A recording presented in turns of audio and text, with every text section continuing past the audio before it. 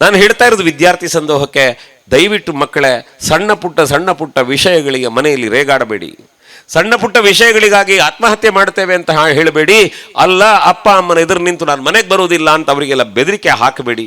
ಯಾಕೆ ಅಂದರೆ ಅದಕ್ಕೊಂದು ಉದಾಹರಣೆ ಹೇಳ್ತೇನೆ. ಮಕ್ಕಳು ಎಲ್ಲಿವರೆಗೆ ಹೇಗೆ ಬದಲಾಗ್ಬಿಡ್ತಾರೆ ಅಂತಂದರೆ, ಹೀಗೆ ವಿದ್ಯಾರ್ಥಿಗಳ ಜೊತೆ ಮಾತಾಡ್ಲಿಕ್ಕೆ ಹೊರಟಂಥ ಒಂದು ಕಾರ್ಯಕ್ರಮ.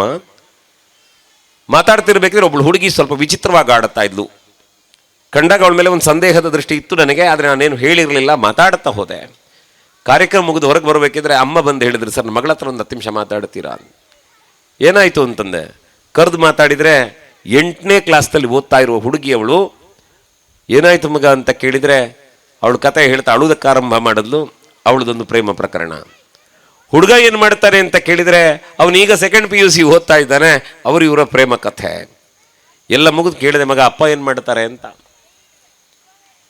ಅವಳು ಹೇಳ್ತಾಳೆ, ಅಪ್ಪ ಮೀನು ಮಾರ್ತಾರಂತೆ.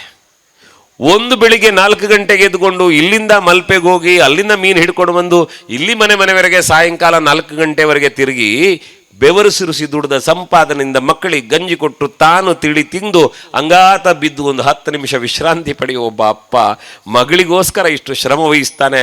ಈ ಮೂರ್ಖ ಹೆಣ್ಣು ಮಗಳಿಗೆ ಅಪ್ಪನೂ ನೆನಪಾಗಲಿಲ್ಲ, ಅವನು ಸರ್ವಸ್ವ ಅಂತ ಕಾಣುತ್ತದೆ.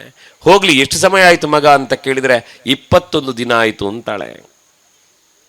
21 ದಿನದ ಹಿಂದೆ ರಸ್ತೆಯ ಬದಿಯಲ್ಲಿ ಸಿಕ್ಕಿದವೆ ಯಾರೋ ಬನ್ನಿ ನಾನು ಪ್ರೀತಿಸ್ತೇನೆ ಅಂತ ಹೇಳುವನೇ ದೊಡ್ಡವನಾದ. ಬಿಟ್ಟರೆ 14 ವರ್ಷಗಳ ಕಾಲ ಹೆಗಲ ಮೇಲೆ ಹಾಕ್ಕೊಂಡು ಅಪ್ಪ ಬೆಳೆಸಿದ ಅಪ್ಪ ಕಣ್ಣಿಗೆ ಕಾಣದೆ ಹೋದ್ನಲ್ಲ ನಮ್ಮ ಮಕ್ಕಳಿಗೆ. ಹಾಗಾದರೆ ಬದಲಾಗಬೇಕಾದದ್ದು ಯಾರು? ನಮ್ಮ ಮಕ್ಕಳ ಮನಸ್ಥಿತಿ. ಆ ಮಕ್ಕಳ ಮನಸ್ಥಿತಿಯನ್ನು ಪರಿವರ್ತನೆ ಮಾಡುವ ಕಾರ್ಯಕ್ರಮ ಇಂತಹ ಕಾರ್ಯಕ್ರಮಗಳ ಮೂಲಕ, ಇಂತಹ ಸಂಘಟನೆಗಳ ಮೂಲಕ ಸಾಧ್ಯ ಆಗಬೇಕು. ಅದಕ್ಕೆ ಬೇಕಾದದ್ದು ಹಿರಿಯರ ಮಾರ್ಗದರ್ಶನ ಅಷ್ಟೇ. ನಾನು ಯಾಕೆ ಹೇಳ್ತಾ ಇದ್ದೇನೆ ಇದನ್ನು ಅಂತಂದರೆ, ಈ ಬಾಲಗೋಕುಲ ಮಾಡಿದ್ರಲ್ಲ, ಅಲ್ಲಿ ಯಾವತ್ತೂ ಇಂತಹ ಅನರ್ಥಗಳನ್ನು ಹೇಳಿಕೊಡಲೇ ಇಲ್ಲ. ಒಳ್ಳೆದಾಗಿ ಅಂತ.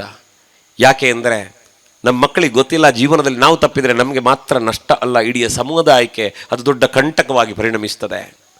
ಈಗಾಗಲೇ ಹೇಳಿದರು, ವಿದ್ಯಾವಂತರು ಅಂತ ಸರ್ಟಿಫಿಕೇಟ್ ಹೊಡ್ಕೊಂಡವರ ಮಾಡಿದ ಕೆಲಸಗಳ ಕತೆ ಹೇಳಿದ್ರಲ್ಲ.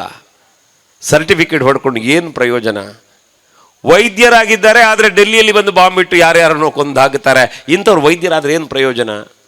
ಪತ್ರಿಕೆಯಲ್ಲಿ ಪ್ರಕಟ ಆಗಿತ್ತು, ಒಬ್ಬ ವೈದ್ಯ ತನ್ನ ಹೆಂಡತಿಯನ್ನು ಅಮ್ಮ ಬಂದು ಪದೇ ಕರ್ಕೊಂಡೋದ್ರೆ ತನ್ನ ಹೆಂಡತಿಯ ಶೀಲದ ಬಗ್ಗೆ ಶಂಕೆ ಮೂಡುತ್ತದೆ ಅವನಿಗೆ, ತನ್ನ ಅತ್ತೆಯ ಬಗ್ಗೆ ಸಂದೇಹ ಬರ್ತದೆ, ಸುಪಾರಿ ಕೊಟ್ಟು ಹೆಂಡತಿಯನ್ನು ತಾಯಿಯನ್ನು ಕೊಲ್ಲುವುದಕ್ಕೆ ಪ್ರಯತ್ನ ಮಾಡುತ್ತಾನೆ. ಇಂಥವನು ವೈದ್ಯನಾಗಿ ಏನು ಪ್ರಯೋಜನ ಈ ಪ್ರಪಂಚದಲ್ಲಿ?